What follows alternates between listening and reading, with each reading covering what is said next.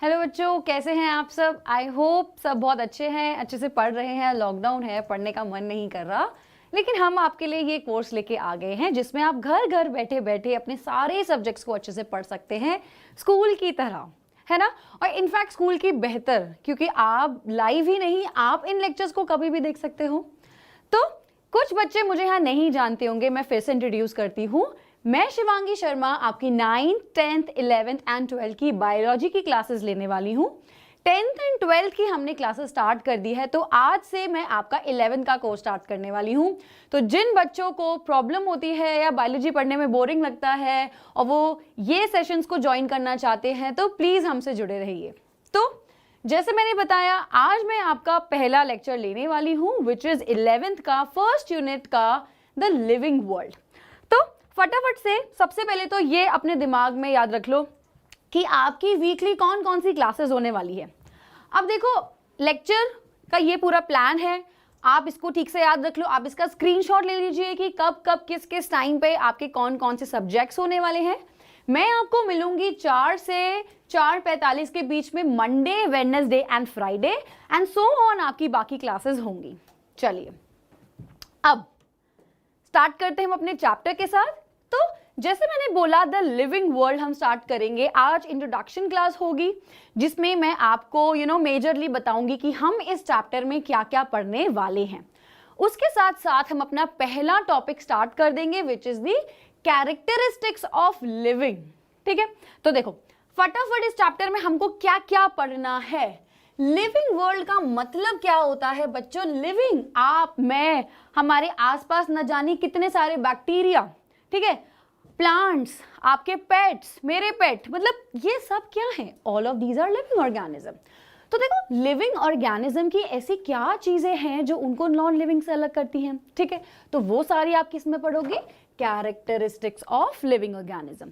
तो हम डिटेल में पढ़ेंगे कि ऐसे कौन कौन से कैरेक्टरिस्टिक्स हैं जो एक बंदे को लिविंग रखता है, ठीक है, और कैसे वो नॉन लिविंग से अलग है।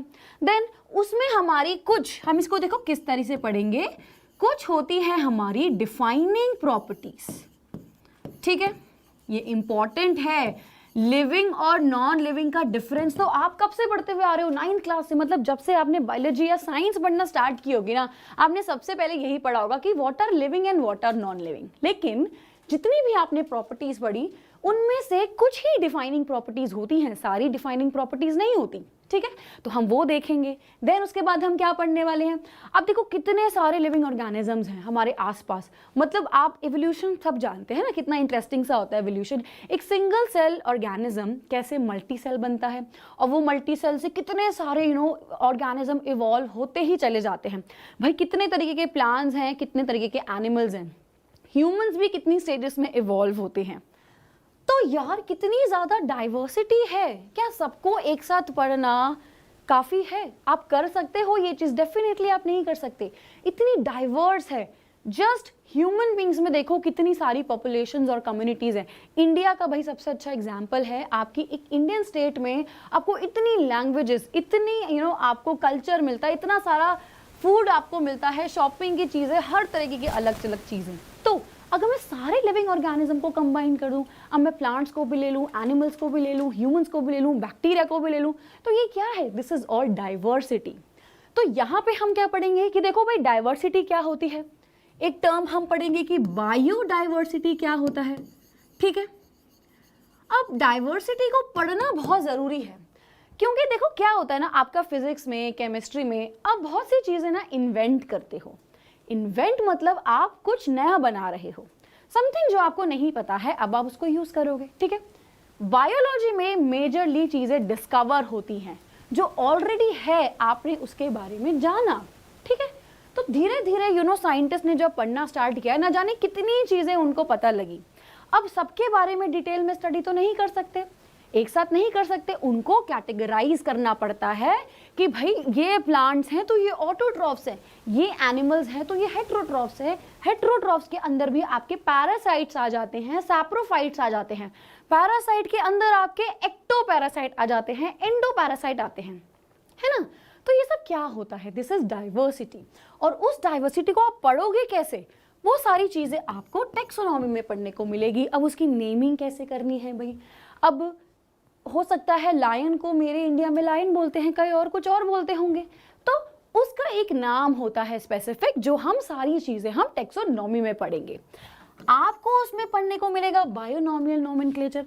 बायो मतलब दो, तो इस तरीके से आप उसको नाम दे रहे हो, दो नाम से आप उसको एक ऐसा नाम दे रहे हो ना जो पूरे वर्ल्ड में हर जगह पे उसको उसी नाम से जाना जाएगा, ठीक है। उसके जो रूल्स हैं वो सब चीज़ें हम यहाँ पे पढ़ेंगे। देखो उसके बाद क्या आती है, आपकी कैटेगरीज आ गई हैं। अब जैसे मैंने आपको एक चीज़ बोली कि हमारे पास तो कितना सब कुछ है पढ़ने के लिए, कितने सारे लिविंग ऑर्गेनिज्म हैं, और अगर मुझे किसी के लिए पढ़ना है तो पहले मुझे उसको कैटेगरी में बांटना पड़ेगा। वो कैटेगरी में बांटने के बाद तब मैं उसको फिर अच्छे से जान पाऊंगी। अब उसको मैं कैटेगरी में किस बेसिस पे डालूंगी, है ना। कुछ मान लो आपकी सोसाइटी में कितने लोग हैं, कुछ लोग जॉब करते हैं, कुछ लोग हाउसवाइफ्स हैं, कुछ वहीं पे जॉब करते हैं, कुछ बाहर जॉब करते हैं, तो उसी के हिसाब से आप उनका दिनचर्या कैलकुलेट करोगे कि वो डेली कितने स्ट्रेस में आते हैं, कितना काम करते हैं, कितना फ्री बैठते हैं। बच्चों को भी ले लोगे, ठीक है। तो कैटेगरीज में बांटना बहुत ज़रूरी है। तो जब आप डाइवर्सिटी पढ़ लेते हो ना, जब आप उसकी आप नेमिंग कर लेते हो ना, तो उसकी कैटेगरीज में बांटना उसको बहुत ज़रूरी होता है, ठीक है। ये कर लिया। फिर यार ये टेक्सोनोमिक एड्स क्या चीज़ है, this is not HIV AIDS, this is taxonomic aids. अब आपने किसी को नाम दे दिया, किसी को कैटेगरी में बांट दिया, ठीक है। आपके पास आपकी क्लास में आपको जो टाइम टेबल मिलता है, मैंने अभी आपको एक टाइम टेबल बताया कि आपकी मंडे ट्यूसडे वेंसडे जो भी ब्ला ब्ला ब्ला आपकी ये वाली क्लासेस होने वाली है, ठीक है। आपने एक पता लगा लिया, उसको देख के आप पता लगा सकते हो भाई इस दिन आपको मैं मिलूंगी और मैं आपको पढ़ाऊंगी। टेक्सोनोमिक एड्स में एक ऐसी बहुत सारी चीज़ें हैं जिसमें आप एक इंडिविजुअल को जान सकते हैं, उसके बारे में डिटेल्स पढ़ सकते हैं। सबसे अच्छा एग्जाम्पल ना आप जू देख लो, ठीक है। जू में कुछ एनिमल्स देखने को मिलते हैं, उनके बारे में जानने को मिलता है। अब चाहे उसको प्रिजर्व करने का इंटेंशन हो, या उसका एक हेरिटेज इंटेंशन हो, क्या उसका इंटेंशन है कि उसको जू में रखा है, या फिर जू ही नहीं, ऐसे कितने सारे ऐसी चीज़ें होती हैं जिससे आप आइडेंटिफाई कर सकते हो, ऑर्गेनिज्म के बारे में पता लगा सकते हो। तो दैट इज टेक्सोनोमिक एड्स, ठीक है। ये देख लिया। अब इसको और इजी करने के लिए मैंने ये डायग्राम आपके लिए ढूंढा है, इसका आप स्क्रीनशॉट ले लो। स्क्रीन से मैं हट रही हूं और इसका स्क्रीनशॉट ले लो, ठीक है। देखो पूरा चैप्टर बायो में हर चीज का एक माइंड मैप बना लो कि इस चैप्टर में मेरे पास क्या क्या है, कैसे अलग अलग चैप्टर आपस में इंटर रिलेटेड हैं। अब देखो फिर से सब कुछ रिपीट करने वाली हूं। क्या पढ़ेंगे हम, लिविंग वर्ल्ड के अंदर लिविंग ऑर्गेनिजम्स क्या होते हैं। अब देखो इसमें हम पढ़ रहे हैं कि भाई उनका साइज और नंबर इंक्रीज हो रहा है, देखेंगे अभी वो क्या होता है। लिख देती हूं, ग्रोथ पढ़ेंगे, ठीक है भाई। उसमें बायोकेमिकल रिएक्शंस होते हैं, क्या होता है वो, मेटाबॉलिज्म होता है, ठीक है। ऑल लिविंग ऑर्गेनिज्म रिप्रोड्यूस, नाम में ही पता लग रहा है क्या होता है भाई, रिप्रोडक्शन। ये मैं क्यों आपको अभी जनरली बता रही हूं कि ये जो चैप्टर है ना, आपको पता बहुत सारी चीजें पहले से ही हैं, है ना। बस उसको हम अगेन कैटेगराइज करेंगे कि हम कब कब किसके अंडर क्या क्या पढ़ने वाले हैं। इस पूरे चैप्टर की नॉलेज सब बच्चे को है, बस थोड़ी सी क्लैरिटी के साथ पढ़ेंगे, ठीक है। तो देखो व्हाट इज लिविंग हमको पढ़ना है, यानी कि कैरेक्टर जिसमें आप ग्रोथ हो गया, रिप्रोडक्शन हो गया, मेटाबॉलिज्म हो गया, ठीक है। आपको ये टर्म्स देखने को मिलेगी कि भाई एनाबॉलिज्म क्या होता है, कैटाबॉलिज्म क्या होता है। देन मैंने क्या बताया था, कितने ऑर्गेनिज्म, इतने सारे लिविंग ऑर्गेनिज्म हैं, मतलब सब डाइवर्स हो गए, एक दूसरा ऐसा वैसा, कितनी सारी डाइवर्सिटी है। उस डाइवर्सिटी को कैसे पढ़ेंगे भाई, उनको कैरेक्टराइज कर दिया, उनकी नेमिंग भी करना जरूरी है। ICBN, ICZN बहुत इंपॉर्टेंट ये एब्रीविएशन है जो आपको आनी चाहिए, और बड़ा कमाल का इसका खेल है, मतलब इसने बड़ा हेल्प दिया है नाम देने में। बायोडाइवर्सिटी पढ़ते हो तो ये पूरा जो मैप है ना, ये आपको हेल्प कर लेगा भाई मुझे किस किस चीज को किस किस चीज के अंडर पढ़ना है। आइडेंटिफिकेशन, मैंने क्या बोला था, टेक्सोनॉमी क्यों करते हैं, टेक्सोनॉमी में क्यों पढ़ना है भाई, ताकि किसी को मैं आइडेंटिफाई कर सकूं, मैं किसी को क्लासिफाई कर सकूं, उसका नाम दे सकूं, ठीक है। तो ये आप टेक्सोनॉमी में पढ़ोगे। नीड क्यों है क्लासिफिकेशन की, भाई डाइवर्सिटी है इतनी, इतने सारे स्पीशीज हैं, तभी तो जरूरत है उसको क्लासिफाई करने की, तभी तो उनके बारे में अनाप शनाप चीजें, अच्छी अच्छी चीजें, अलग अलग चीजें हम पढ़ सकते हैं। तो दैट इज ऑल, ठीक है। देन मैंने आपको बताया भाई टेक्सोनॉमिक एड्स, अभी देखो मैंने सिर्फ आपको जू का नाम दिया था, herbarium, botanical garden, museum. This is not only museum जो शायद कुछ बच्चों ने नहीं देखा हो, दिस इज म्यूजियम जो आपके स्कूल में बायो लैब में भी होता है ना, जब हम छोटे होते हैं, नए नए बायो लैब में होते, जब हम छोटे छोटे क्लास के होते थे, कभी कभी बायो में लैब में जाने को मिलता था, तो क्या देखते थे हम उसके अंदर, हम देखते थे कि वहाँ पे आपको मेरे को याद है फ्रॉग वेसल्स में हमें फ्रॉग देखने को मिलते थे, जैसे बड़े बड़े वर्म्स रखने को देखने को मिलते थे, बैट रखने को देखने को मिलते थे, वो प्रिजर्वेशन होती थी। तो उस तरीके की चीज़ें आपको म्यूजियम में देखने को मिलती है। तो म्यूजियम आपको हर टाइप का मिलता है, बड़े बड़े म्यूजियम्स भी होते हैं, और आपके स्कूल में जो म्यूजियम्स हैं दैट इज ऑल्सो म्यूजियम, ठीक है। चलो, जूलॉजिकल पार्क्स, जूज जिसकी मैंने बात की थी उसको जूलॉजिकल पार्क्स बोलते हैं। कीज क्या होता है भाई, मैनुअल्स क्या होता है, ये सारी चीजें देखने वाले हैं, टेक्सोनॉमी एंड सिस्टमैटिक्स, ठीक है। डन, अब स्टार्ट करें। पहली क्या चीज पढ़ेंगे हम, व्हाट इज लिविंग। चलो भाई बढ़िया, लिविंग क्या है, फिर से उसी पे आ गए, बचपन वाली क्लास पे आ गए। एक ऑर्गेनिज्म को हम लिविंग बीइंग क्यों बोलते हैं, उसमें ऐसी कई सारी चीजें होती हैं, कई सारे फीचर्स होते हैं जो उसको नॉन लिविंग से अलग करता है। पहले हम कहते थे भाई जो सांस ले सकता है, जो मूव कर सकता है, नहीं, अब उसको हम अच्छे से पढ़ेंगे। तो first is your growth. Her living organism grow करता है। आप बच्चे थे, ठीक है, आप नर्सरी में गए, प्रेप में गए, स्कूल में गए, अभी आप बड़ी क्लास में आ गए हो, अभी एग्जाम दोगे, फिर आप कॉलेज में जाओगे, फिर आप जॉब करोगे, फिर आपकी शादी वादी हो जाएगी, फिर आप भाई बुढ़े भी हो जाओगे, सब फिर की लास्ट में सबकी डेथ भी हो जानी है। सेम एक प्लांट में भी ऐसा होता है, प्लांट में एक सीड डाल दिया, सीड का फिर शूट निकल गया, रूट निकल गया, प्लूम्यूलर रेडिकल निकलते हैं, लंबा लंबा फिर प्लांट निकल जाता है, उसमें से फ्रूट्स आते हैं, फ्लावर्स आते हैं। तो वो क्या है, it is growth. Not only this growth, आपकी बॉडी के अंदर मान लो 4 से लेकर 7 साल के बीच में आपकी बेशक हाइट ज़्यादा नहीं बढ़ी, लेकिन आपकी बॉडी में और भी बहुत सारी चीज़ें ग्रो कर रही हैं। आपके ऑर्गन्स डेवलप हो रहे हैं, आपका माइंड डेवलप हो रहा है, आपका स्केलेटन सिस्टम स्ट्रॉन्ग हो रहा है, आपकी हड्डियां मजबूत हो रही हैं। एक बच्चे की हड्डी मजबूत नहीं होती उतनी जितनी बड़े की होती है। क्यों? क्योंकि उसका जो मसल है, उसका मसल का मास भी बढ़ रहा है और उसका बोन का मास भी बढ़ रहा है। तो that is growth. All living organism, जितने भी लिविंग ऑर्गेनिज्म हैं, अब ये लिविंग ऑर्गेनिज्म भाई चाहे एक सिंगल सेल हो, जिनको मैंने यूनिसेल्युलर बोल दिया, ठीक है, चाहे ये ऑर्गेनिज्म मल्टी सेल्युलर हो, जिनके पास बहुत सारे सेल्स होते हैं, तो सभी के सभी ग्रोथ दिखाते हैं। यूनिसेल्युलर का एक एग्जाम्पल ड्रॉ करती हूँ, ये एक अमीबा है ना। अमीबा के पास इस तरीके का सूडोपोडिया होता है।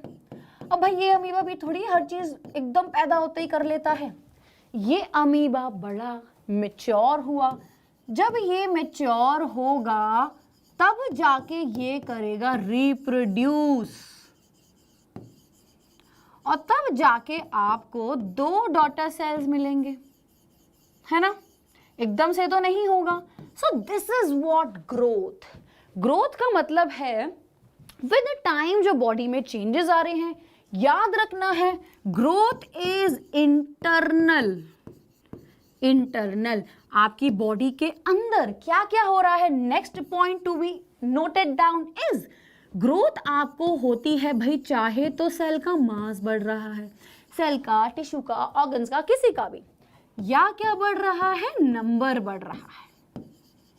तो ग्रोथ का क्या डेफिनेशन हो गया, sometime when there is the increase in mass, मास में इंक्रीज होना, या नंबर में इंक्रीज होने को इंटरनली जो चीजें होती हैं उसको ग्रोथ बोलते हैं।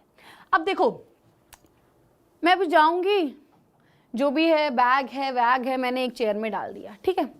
अब हो सकता है मुझे अगले दिन भाई टाइम नहीं मिला, अगले दिन मैंने सेम रिपीटेशन की, दूसरी चीज़ मैंने कपड़े उठा के उसमें डाल दी, भाई भाई बढ़ते बढ़ते बढ़ते बढ़ते हीप बन गया कपड़ों का, ठीक है। या आपको रेत देखते हो, रोड पे साइड में रेत रखी हुई है, रखिए करते करते करते ग्रोथ हो गई। भाई इतना सा हीप था और अब इतना हीप हो गया, तो ये क्या हो गया? क्या ये ग्रोथ नहीं है? क्या ये नहीं बढ़ा? इंक्रीज इन मास नहीं हुआ उसमें, इंक्रीज इन नंबर नहीं हुआ उसमें। भाई नॉन लिविंग ऑर्गेनिज्म भी ग्रोथ दिखा सकती है ना। तो ये होती है हमारी एक्सेप्शन, इसीलिए हम ग्रोथ को कभी भी डिफाइनिंग प्रॉपर्टी नहीं बोल सकते हैं, ठीक है। तो हम यहां पे क्या लिख लेंगे?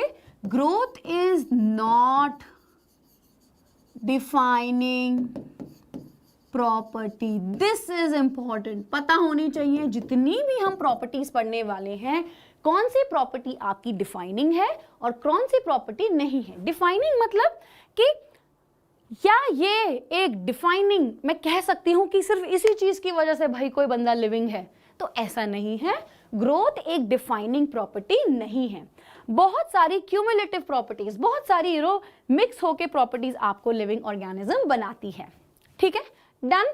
तो अब एक एक्सेप्शन देख लो भाई, कोई प्लांट ले लो, है ना। एक प्लांट है, मैंने उसको अभी अभी उगाया है। शुरू में तो जितना उसका मास है, या ऐसे इमेजिन कर लो जितनी उसकी चौड़ाई है उतनी ही उसकी लंबाई है। एक टाइम पे ना ऐसे होता है कि प्लांट की ना लेंथ इंक्रीज होती है, उस टाइम पे जरूरी नहीं है कि उसका मास भी बढ़ रहा है। सिमिलरली लेट्स सपोज हम ह्यूमन कोई भी बॉयज हैं या गर्ल्स हैं, आपने देखा है ना एक टाइम पे हम लोग की हाइट जल्दी जल्दी बढ़ जाती है। उस टाइम पे हो सकता है बॉयज की मस्कुलैरिटी नहीं आ रही है, या वो पतले होते हैं, उनकी विड्थ नहीं बढ़ रही है, वो उस एज पे ना फटाफट पहले हाइट गेन कर लेते हैं, क्योंकि हाइट तो एक सर्टेन एज के बाद आपकी नहीं बढ़ने वाली, वो तो फिर उतनी ही रह जाएगी। तो जरूरी नहीं है कि जिस टाइम पे आपका मास इंक्रीज हो ही रहा हो उस टाइम पे ग्रोथ नहीं हो रही, ठीक है। मतलब लेट्स से अगर एक इंडिविजुअल की हाइट बढ़ गई, अभी वो इलोंगेशन फेज पे था, उसकी हाइट बढ़ गई, अब बाद में लेट्स सपोज उसका मसल मास बढ़ने वाला है, और मान लो कि जब इलोंगेशन हो रही थी तब मास नहीं बढ़ रहा था, तो उस टाइम पे ऐसा तो नहीं था कि ग्रोथ नहीं हो रही, इलोंगेशन तो हो रही थी, so that is growth. Similarly किसी प्लांट में लेट्स सपोज अगर उसकी विड्थ नहीं बढ़ रही है, तो इलोंगेशन तो हो रही है ना प्लांट की, तो ऐसा तो नहीं कह सकते वो ग्रोथ नहीं है। इसलिए ये जो इसकी डेफिनेशन है ये एकदम डेफिनेटिव नहीं है, तो हम बोल सकते हैं कि growth is not a defining property. चलो अगली चीज में आ जाओ। अच्छा हाँ, इससे पहले ना एक चीज और समझ लो, मल्टी सेलुलर ऑर्गेनिज्म में मैंने आपको यूनिसेलुलर में बताया कि भाई एक अमीबा ग्रो हुआ, मैच्योर हुआ। मल्टी सेलुलर ऑर्गेनिज्म में क्या होता है ना भाई, कि मान लो हमारे बाल होते हैं, ठीक है, हम कटवाते हैं, वो फिर बढ़ते हैं, वो तो ग्रो कर रहे हैं, अलग सेल्स हैं, these are the dead cells. Similarly let's suppose जब हम विद टाइम बढ़ते चले गए, हमारी ऑर्गन्स डेवलप हो रही हैं, हमारा मसल मास बढ़ रहा है, या लेट्स सपोज हमें कोई चोट लग गई है, हमें हीलिंग हो रही है, तो आपने एक चीज देखी कि इस अमीबा के केस में ना सेल डिवीजन हुई। सेल डिवीजन क्या होता है? एक सेल दो सेल में डिवाइड हो रहा है, और वो एक सेल जैसे ही दो सेल में डिवाइड हुआ ना, उसने फटाफट रिप्रोडक्शन कर दी, है ना। एक सेल था, इसमें अगर सेल डिवीजन हो जाएगी तो ये ग्रो थोड़ी हो रहा है, ये तो रिप्रोड्यूस कर गया। हाँ, वो एक सेल का मास जरूर बढ़ा होगा, वो एक सेल का साइज जरूर बढ़ा होगा, उसकी फंक्शनैलिटी जरूर बड़ी होगी, लेकिन वो जैसे ही डिवाइड हुआ रिप्रोडक्शन हो गई, वो डिवाइड हो गया, न्यू ऑर्गेनिज्म बन गया। लेकिन मल्टी सेलुलर के केस में जब सेल डिवीजन होती है तो उसको ग्रोथ बोलते हैं। मल्टी सेलुलर में सेल डिवीजन का मतलब रिप्रोडक्शन नहीं होता, वहां पे ग्रोथ होता है, ठीक है। चलो ये क्वेश्चन आता है, इसलिए आई टोल्ड यू। अब अगली प्रॉपर्टी हमारी आ जाती है कौन सी? रिप्रोडक्शन। चलो अब रिप्रोडक्शन क्या होता है ये तो सबको पता है कि जब कोई ऑर्गेनिज्म अपने ही जैसे एक न्यू इंडिविजुअल को ग्रो कराता है उसको रिप्रोडक्शन बोलते हैं। एक ऑर्गेनिज्म जब न्यू इंडिविजुअल को बनाता है तो उसको क्या बोलते हैं? रिप्रोडक्शन। ये रिप्रोडक्शन ना देखो दो टाइप्स की हो सकती हैं। हमने पढ़ी है भाई ए सेक्सुअल रिप्रोडक्शन, 12th में आप डिटेल में पढ़ने वाले हो, और होती है सेक्सुअल रिप्रोडक्शन, है ना? ये होता है। आई होप किसी को भी प्रॉब्लम नहीं आ रही है यहाँ पे। चलिए यस, अब एसेक्सुअल रिप्रोडक्शन और सेक्सुअल रिप्रोडक्शन तो अलग अलग चीज होती है। क्यों अलग होती है? मैंने आपको स्टार्टिंग में बताया कि इतने सारे ऑर्गेनिज्म एक दूसरे से अलग हैं, कोई सिंपल है, कोई बहुत ज्यादा कॉम्प्लेक्स है ना?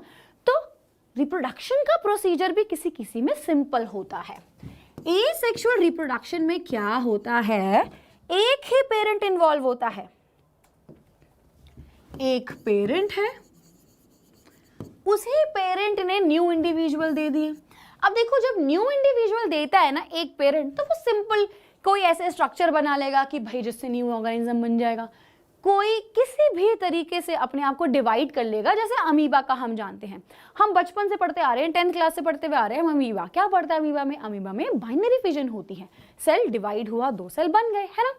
तो सिंपल जब एक पेरेंट डिवाइड हो जाता है तो उसमें एक ही पेरेंट इन्वॉल्व है, वहां पे गैमीट्स नहीं बनते गैमीट्स, क्योंकि 2 पेरेंट नहीं है, 2 पेरेंट के गैमीट्स की फ्यूजन की जरूरत नहीं है। ठीक है, अब जब गैमीट्स ही नहीं बनते तो उनकी फर्टिलाइजेशन क्यों होगी? यहां पे उनकी फर्टिलाइजेशन नहीं होती, जरूरत ही नहीं है फ्यूजन की, एक ही पेरेंट से न्यू ऑर्गेनिज्म मिल रहा है। एंड अल्टीमेटली जो ऑर्गेनिज्म मिलता है उसको हम क्लोन्स बोलते हैं। क्यों क्लोन्स बोलते हैं? क्योंकि वो एग्जैक्ट कॉपी होता है, एग्जैक्ट, बिल्कुल हूबहू। ये एक पेन है, बिल्कुल इसने एक जैसा, अपने ही जैसा ऑर्गेनिज्म को बनाया, उसको बोलेंगे क्या? Asexual reproduction. और वो ऑर्गेनिज्म क्लोन्स होते हैं, क्योंकि एक ही पेरेंट का डीएनए, सेम डीएनए वहां पे जा रहा है, वहां पे फ्यूजन नहीं हो रही, गैमीट्स नहीं बन रही, है ना? तो उसको हम क्लोन्स बोलते हैं। क्लोन्स वो होते हैं जो जेनेटिकली, यानी कि जिसका डीएनए एंड फिनोटाइपिकली, जो आपका डीएनए होता है उसी की वजह से आप ऐसे दिख रहे हो, तो वो फिनोटाइप और जीनोटाइप उसका एग्जैक्टली सेम होता है। अब एसेक्सुअल रिप्रोडक्शन में अगर सेल डिवीजन की बात करें तो सिर्फ और सिर्फ माइटोसिस होती है। माइटोसिस इस सिंपल, एक सेल डिवाइड होता है। कैसे? ये एक सेल है, सेल का डीएनए है, पहले तो भाई 2 डीएनए बन गए, बाद में ये सेल भी डिवाइड होने लगेगा, ऐसे समझ लो। ठीक है, 2 मिल गए मुझे, तो ये डीएनए डिवाइड हुआ और 2 सेल मिल गए, दिस इज माइटोसिस। लेकिन अब सेक्सुअल रिप्रोडक्शन में क्या होता है? यहाँ पे 2 पेरेंट्स इन्वॉल्व होते हैं। ठीक है, 2 पेरेंट्स आ रहे। अब ये 2 पेरेंट्स क्या करेंगे भाई? एक तो हो गई फीमेल और एक तो हो गया मेल, ये अपने अपने बनाएंगे गैमीट्स। ठीक है, जब ये अपने अपने गैमीट्स बनाते हैं, फिर इन गैमीट्स की होती है फ्यूजन, यानी कि फर्टिलाइजेशन। तो यहाँ पे 2 पेरेंट्स, गैमीट्स और फर्टिलाइजेशन हो रही है। एंड अल्टीमेटली जो आपको स्पीशीज मिलते हैं उसमें वेरिएशन होता है। क्यों हो रहा है वेरिएशन? क्योंकि यहाँ पे 2 पेरेंट हैं, आपके फादर और आपकी मदर का डीएनए अलग था, इसीलिए आपके डीएनए में दोनों में कंबाइन कैरेक्टरिस्टिक्स आए, तभी आप किसी एक की तरह एग्जैक्टली सेम नहीं लगते हो। दूसरी चीज, मैंने आपको एक चीज बताई, माइटोसिस। ये जो गैमीट है ना, ये सिंपल माइटोसिस से नहीं बनता, ये बनता है मियोसिस से। मियोसिस में एक सेल पहले तो 2 सेल बनाएगा, फिर हर एक सेल फिर से 4 सेल बनाएगा। मियोसिस में 1 के 4 बनते हैं। यहाँ पे डीएनए ना हाफ हो जा रहा है, यहाँ पे इसका डीएनए जितना है इसमें भी इतना है, यहाँ पे इसका जितना है इसमें इतना, इसमें इतना, तो फिर इसमें कैसे हो गया भाई, इसमें तो हाफ होना चाहिए था। तो इसको हम रिडक्शनल डिवीजन बोलते हैं, क्योंकि वहां पे डीएनए क्या हो गया, हाफ हो गया। ठीक है, अभी किसी को कोई प्रॉब्लम आ रही है, any doubt? Okay, 12th class की लाइव आती है, आप देखिए, शेड्यूल आप चेक कीजिए, और हम आपको जरूर पढ़ाएंगे, मैं ही आपको पढ़ा रही हूँ 12th की, हमारे लेक्चर्स हो चुके हैं। तो देखो, अब मैंने आपको क्या बताई चीजें, रिप्रोडक्शन हो गई भाई, हमने रिप्रोडक्शन देख लिया, हमने एसेक्सुअल और सेक्सुअल रिप्रोडक्शन देख लिया। सो this is how organism reproduce. अब अलग अलग ऑर्गेनिज्म भाई अलग अलग तरीके से रिप्रोड्यूस करता है। जैसे फंजाई हो गया, वो स्पोर्स बनाता है, ये थोड़ा थोड़ा आप पढ़ चुके हो। फंजाई का एक एग्जाम्पल ले लेते हैं, पेनिसिलियम। ठीक है बच्चों, सॉरी अगर मेरी थोड़ी सी ड्राइंग खराब हो जाए। So this is known as a penicillin, penicillin या पेनिसिलियम, सॉरी वो तो उसकी एंटीबायोटिक होगी, penicillium, it is a fungi. ठीक है, पेनिसिलियम के ऊपर ना ऐसे छोटे छोटे स्पोर्स आते हैं, इनको बोलते हैं रिप्रोडक्टिव यूनिट्स।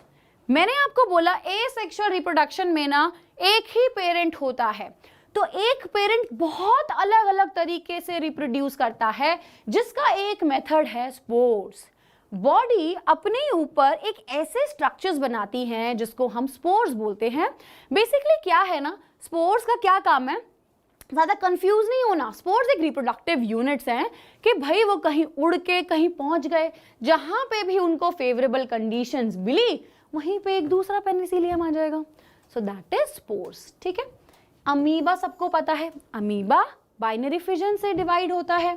किससे होता है, बाइनरी फिजन, एक अमीबा दो अमीबा में टूट जाता है। ठीक है, ये सबको आता है, बडिंग सब पढ़ चुके हैं 10th क्लास में। बडिंग क्या होती है, किसी ऑर्गेनिज्म के अंदर छोटी छोटी सी ना बर्ड्स आ जाती हैं। एक ऐसा कोई भी बॉडी का पार्ट है जहाँ पे कुछ एक्स्ट्रा सेल डिवीजन होती रही, वहाँ पे न्यूक्लियस वाला पार्ट भी पहुँच गया, वहाँ पे वो पहुँच गया, वो धीरे धीरे तो भाई ग्रो होता रहा। बाद में जब वो कंप्लीटली ग्रो हो गया तो अपनी पेरेंट बॉडी से डिटैच हो गया और अलग ऑर्गेनिज्म बन गया। देख लेते हैं कैसे। ये है लेट्स सपोज मेरा yeast.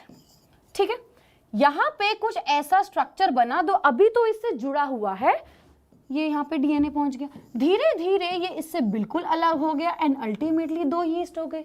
So this is budding. Budding सिर्फ सिंगल सेल में जैसे यीस्ट में ही नहीं होती, बडिंग मल्टी सेल जैसे हाइड्रा में भी होती है। आपने देखा होगा हाइड्रा की जो बॉडी है, लेट्स सपोज ये इसके टेंटिकल्स हैं, यहाँ पे एक बड निकलती है और धीरे धीरे ये ग्रो करती रहती है और बाद में पेरेंट बॉडी से अलग हो जाती है। So this is reproduction. अब ये सब तो भाई हम पढ़ते रहेंगे पूरी, अब बायो में हमें आगे बहुत सारी चीजें हमें डिटेल में पढ़नी है, बट क्या ये डिफाइनिंग प्रॉपर्टी है? नाउ नॉन लिविंग ऑर्गेनिज्म कभी रिप्रोड्यूस नहीं करते, नॉन लिविंग ऑर्गेनिज्म ये एक्टिविटी नहीं दिखाते, लेकिन रिप्रोडक्शन एक डिफाइनिंग प्रॉपर्टी नहीं होती। क्यों नहीं होती? क्योंकि कुछ ऑर्गेनिज्म, कहाँ लिखूं, यहाँ लिख लेते हैं, जैसे हमारी बीज, बेचारी कौन सी बीज, ड्रोन्स। ठीक है, कुछ organism, think I should change the colour, कुछ ऑर्गेनिज्म जैसे ड्रोन बी जो मेल होती हैं, या फिर कुछ स्टराइल ऑर्गेनिज्म, कुछ होते हैं ना मेल्स एंड फीमेल जो कि स्टराइल होते हैं, रिप्रोड्यूस नहीं कर पाते, तो उनकी क्या गलती है, वो तो रिप्रोड्यूस नहीं कर पा रहे, इसका मतलब ये थोड़ी है भाई वो जिंदा नहीं है, उनको वो अधिकार नहीं मिलेगा जो बाकी लोगों को मिलेगा, ऐसा नहीं होता है, वो सिर्फ रिप्रोड्यूस नहीं कर पाते, इसीलिए ये डिफाइनिंग प्रॉपर्टी नहीं होती। ऐसे कुछ रीजंस की वजह से it is not a defining property.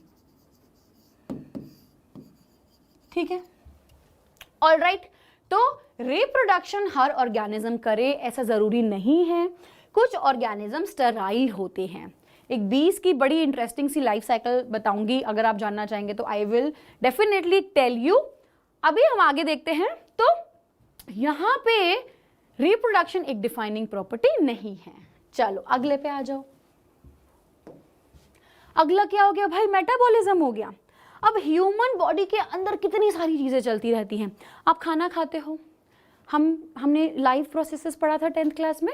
हमारी बॉडी में डाइजेशन होती रहती है। हमारी बॉडी में देखो, हमने खाया फूड। क्यों खाया हमने फूड? क्योंकि फूड से हमको मिलता है न्यूट्रिशन। न्यूट्रिशन हमको एनर्जी देता है। लेकिन इससे एनर्जी, इस फूड से एनर्जी कैसे मिलेगी? फिर वहां पे भाई रेस्पिरेशन का प्रोसेस आ जाता है। रेस्पिरेशन क्या करता है?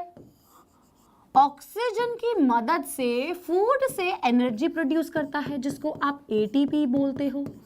ये हमने पढ़ा था। अब ये भाई ऑक्सीजन कैसे आई? आपने पढ़ी ब्रीदिंग। ब्रीदिंग देखते हो कि भाई हम ऑक्सीजन को इनहेल करते हैं, ठीक है। अब ये फूड एटीपी में कैसे बना? फूड मैंने खाया, बर्गर और एटीपी कैसे बन गया भाई? मैंने खाया पिज्जा और एटीपी कैसे बन गया? तो हमारी बॉडी में न्यूट्रिशन तो भाई चाहे कार्बोहाइड्रेट हो, चाहे फैट्स हो, चाहे प्रोटीन्स हो, हर चीज छोटे छोटे सब्सटेंसेस में बदलती है। क्योंकि हमारी बॉडी तो हर एक सेल से बनी है। हर बॉडी अल्टीमेटली सेल से ही तो बनी है। तो सेल के पास एनर्जी पहुंचना बहुत जरूरी है, जो कि एटीपी की फॉर्म में वो लेता है, ठीक है। तो देखो हमारी बॉडी में कितनी सारी चीजें हो रही है। अब ये जब फूड का ब्रेकडाउन होगा, एटीपी बनेगा, कुछ सब्सटेंसेस वेस्ट भी होंगे, वो एक्सक्रीशन का प्रोसेस आपका आ जाता है। हर समय बॉडी में इतनी सारी चीजें होती रहती हैं। आपने एंजाइम सुना है, हार्मोन सुना है, और ये सब इनकी मदद करते हैं। केमिकल रिएक्शंस होते हैं, जैसे आप केमिकल रिएक्शंस लैब में परफॉर्म करते हो, आपके बॉडी में भी केमिकल्स होते हैं, एंजाइम्स होते हैं, जो ये सब चीजें करने में मदद करती हैं, ठीक है। तो हमारी बॉडी में इतने सारे जो चीजें होती रहती हैं, उसको क्या बोलते हैं? Metabolism. Metabolism is a sum of all the chemical reaction. वो सारे केमिकल रिएक्शन जो आपकी बॉडी में हर वक्त होते रहते हैं, उसको मेटाबॉलिज्म बोलते हैं, ठीक है। अब भाई हमने केमिस्ट्री में और चीजें पढ़ी थी कि सभी रिएक्शन एक जैसे नहीं होते। तो भाई लिविंग ऑर्गेनिज्म की संग पार्शियलिटी क्यों? मेटाबॉलिज्म में कुछ चीजें तो हर वक्त ब्रेक डाउन करती रहती है, कुछ चीजें हर वक्त टूटती रहती हैं, जैसे डाइजेशन, जैसे फूड से बनी एटीपी। कुछ चीजें तो हमेशा बनती रहती है, जिसको हम सिंथेसिस बोलते हैं, जैसे अमीनो एसिड्स। जैसे बॉडी के अंदर अमीनो एसिड बनते हैं और उन अमीनो एसिड से प्रोटीन बनता है। ये प्रोटीन क्या है? मेरी बॉडी को प्रोटीन क्यों चाहिए? क्योंकि मेरी बॉडी को एंजाइम्स बनाने हैं, हार्मोन्स बनाने हैं। हार्मोन्स, एंजाइम, ये सारे क्या हैं? ये प्रोटीन्स ही तो हैं। तो ये सब प्रोटीन बनते हैं, यानी कि हर वक्त भाई ब्रेक डाउन भी हो रहा है, हर वक्त सिंथेसिस भी हो रहा है। जो प्रोसेस से ब्रेक डाउन होता है उसको क्या बोलते हैं? कैटाबॉलिज्म। क्लियर है?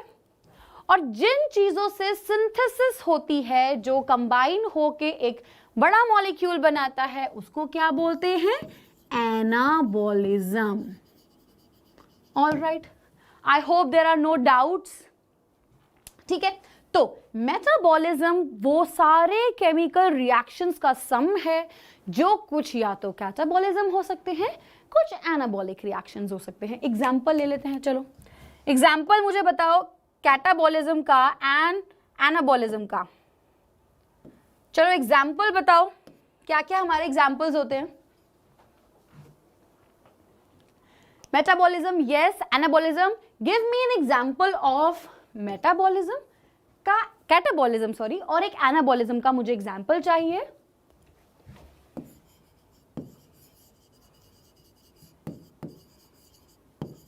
कौन सा होगा?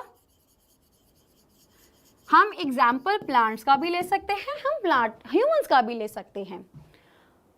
Okay, digestion, very nice. Digestion किस में होगा? डाइजेशन में क्या हो रहा है? डाइजेशन में ब्रेक डाउन हो रहा है, तो that is what? Catabolism. Now Aman, photosynthesis, okay very good. Photosynthesis क्या होगा, बट वहां पे एनाबॉलिज्म हो रही है। ऑल राइट, इसका मतलब बच्चे सुन रहे हैं और रिलेट कर रहे हैं। This is biology is all about. जो आप पढ़ रहे हो उसको रिलेट नहीं कर सकते तो कोई फायदा नहीं है पढ़ने का। तो photosynthesis is what?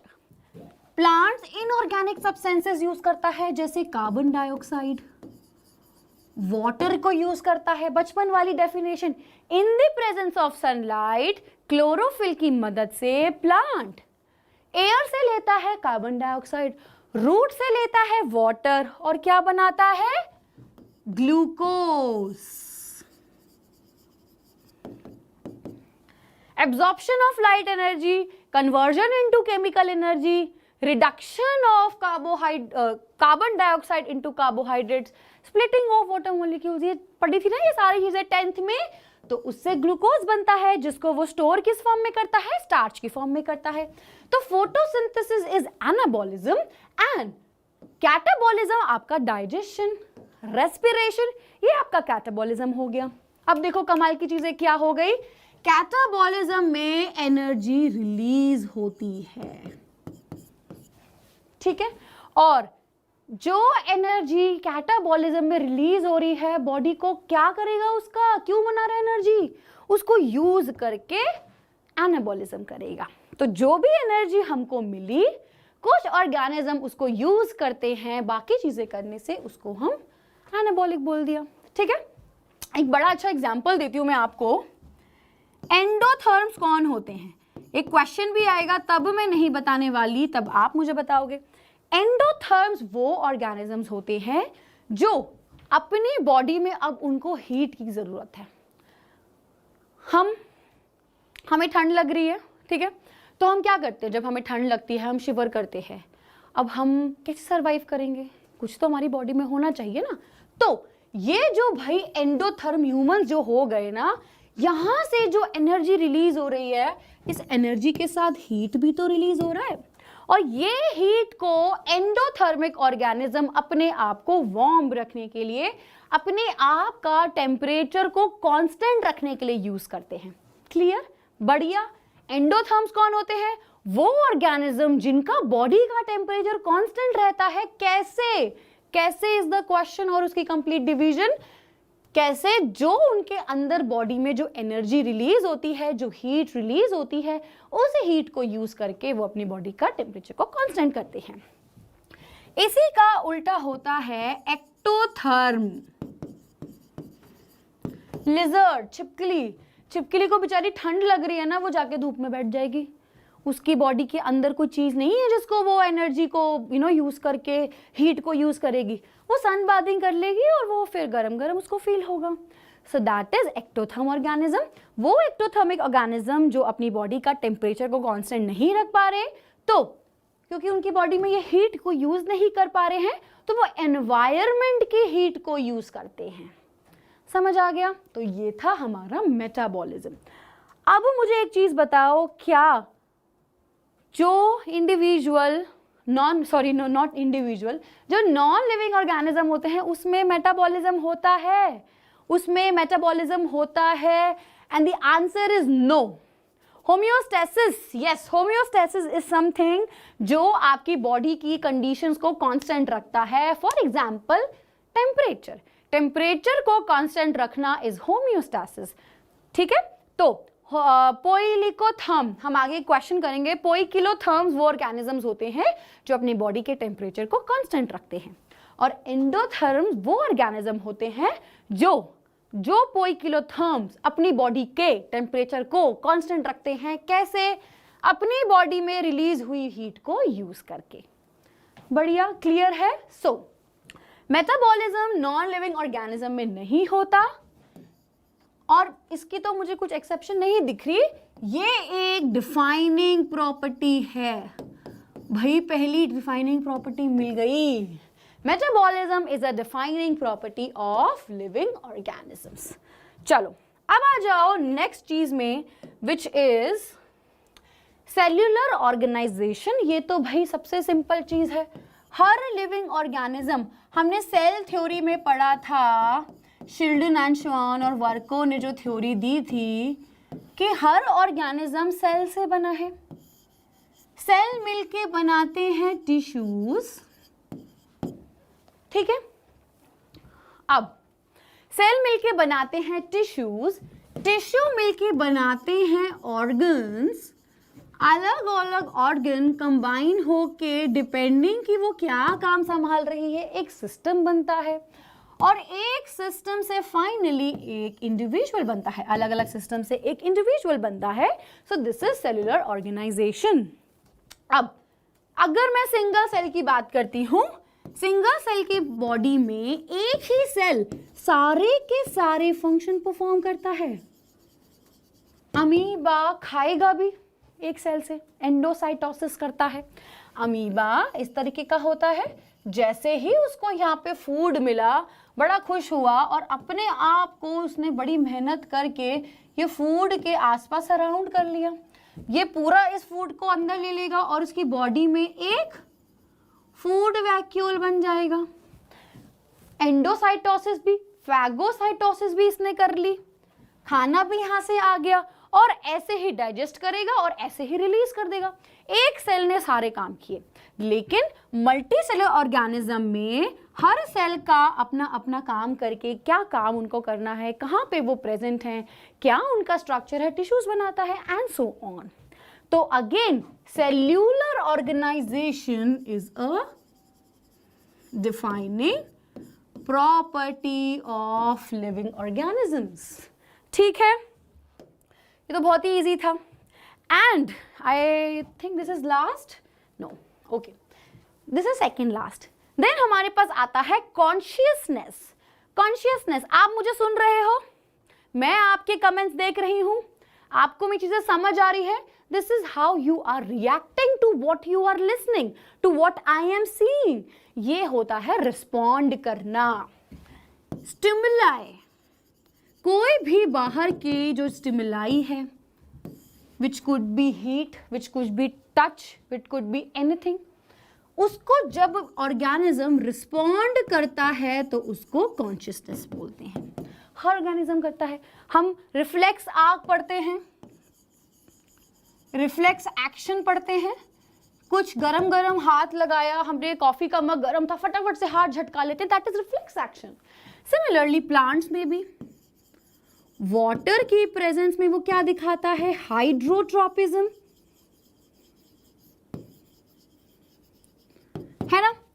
Then light की प्रेजेंस में वो दिखाता है फोटोट्रोपिज्म। तो ये होते हैं responses. This is consciousness and again this is the third defining property. First defining property कौन सी थी, मेटाबॉलिज्म, सेकेंड थी सेल्यूलर ऑर्गेनाइजेशन एंड थर्ड थी कॉन्शियसनेस। ये होती है defining properties of a living organism. Last आ गया भाई लाइफ स्पैन। जिस ऑर्गेनिज्म ने इस दुनिया में जन्म लिया है उसको मरना भी है। जो भी पैदा हुआ है, जिसका भी बर्थ हुआ है, भाई उसकी डेथ भी होगी। लेकिन वो बहुत चीजें करेगा, वो ग्रो हो रहा है, डेवलप हो रहा है, वो रिप्रोड्यूस करेगा, ग्रो होने से पहले मैच्योर होगा, रिप्रोड्यूस करेगा, उसके बाद वो अडल्ट हो जाएगा, उसकी एजिंग होगी एंड अल्टीमेटली उसकी डेथ हो जाएगी। सो this is life span. Her organism की लाइफ स्पैन अलग अलग होती है डिपेंडिंग अपॉन कि उसकी बॉडी का स्ट्रक्चर कैसा है, उसकी बॉडी की इंटरनल फिजियोलॉजी कैसी है, वो किस एनवायरनमेंट में रहता है, दैट इज उसकी बॉडी के हिसाब से उसकी लाइफ स्पैन अलग अलग होती है। कुछ प्लांट्स 200 से साल भी जी जाते हैं और कुछ प्लांट 5-6 महीने के एक मेहमान होते हैं। So that is life span. उनकी बॉडी की अलग अलग लाइफ स्पैन होती है। ठीक है, तो ये था हमारा लास्ट कि हर ऑर्गेनिज्म जन्म लेता है और हर ऑर्गेनिज्म की डेथ होती है। इसमें very important I will include in the last point, okay, by chance, okay, no problem. तो हर ऑर्गेनिज्म की बर्थ हो रही है एंड फाइनली उसकी डेथ हो रही है, लेकिन सिंगल सेल ऑर्गेनिज्म में क्या होता है? सिंगल सेल ऑर्गेनिज्म, फिर से मेरा फेवरेट एग्जांपल अमीबा। अमीबा तो भाई जैसे ही मैच्योर हुआ वो डिवाइड हो गया 2 पार्ट्स में और उसने 2 डॉटर सेल्स बना दिए। क्या ये मरा? क्या इसकी डेथ हुई? नो। सिंगल सेल ऑर्गेनिज्म का ग्रोथ ही रिप्रोडक्शन है और उसकी डेथ नहीं होती। उसको इमॉर्टल कह सकते हैं। कैसे? क्योंकि ये जब इसका समय आ गया ना तो ये मरा नहीं, इसने अपने आप को डिवाइड कर लिया, तो इसका वजूद खत्म नहीं हुआ, इसकी एग्जिस्टेंस अब दोनों में है। इसका डीएनए डबल हुआ और 2 ऑर्गेनिज्म मिल गए। सो सिंगल सेल ऑर्गेनिज्म में ये इंपॉर्टेंट है कि ग्रोथ ना बच्चों एक साथ चलती है, पैरेलल होती है किसके? रिप्रोडक्शन के। एक जैसी बात है, बिल्कुल एक जैसी बात है सिंगल सेल ऑर्गेनिज्म में, और उनकी डेथ नहीं हो रही। ठीक है, so this is life span. Next class में हम कुछ क्वेश्चंस डिस्कस करेंगे। आप चाहे तो इनके स्क्रीनशॉट ले सकते हो। मैं फटाफट से स्लाइड चेंज कर रही हूं। So this was the first question, ये हमारा सेकंड क्वेश्चन है। सिर्फ इसके स्क्रीनशॉट ले लो फटाफट से, नहीं ले पाए हो तो रिकॉर्डेड में से इसके स्क्रीनशॉट ले लो। This is the third question. Next question. Alright, now ये जो आपके क्वेश्चंस हैं ये आपका होमवर्क है, ये सब आप करके लाओगे और नेक्स्ट क्लास में मैं आपके इसके आंसर डिस्कस करूंगी। तो थैंक यू वेरी मच, और अगर आपको क्लास अच्छी लगी तो नेक्स्ट क्लास में पढ़ के आइएगा और मेरे साथ रहिएगा। Thank you. And now okay, तो हमने क्या क्या पढ़ा? हमने पढ़ा कैरेक्टरिस्टिक्स ऑफ लिविंग, और नेक्स्ट क्लास में हम क्वेश्चन डिस्कस करने वाले हैं और हम पढ़ेंगे biodiversity. All right, so thank you, जल्दी आना, ऑल द बेस्ट।